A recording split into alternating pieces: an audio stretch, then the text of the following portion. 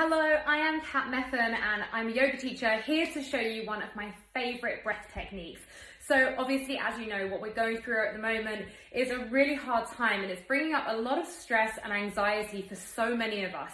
And this breath technique, called the breath of joy, what a beautiful name, is a really great way to release tension and stress in the body and to just bring in a sense of aliveness.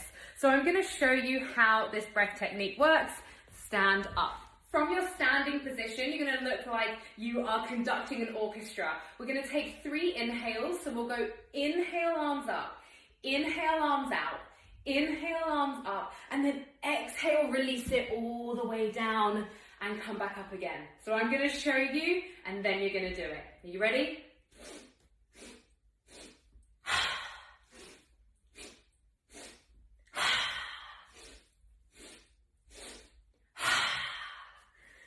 Oh, it feels good, even just 3 of those.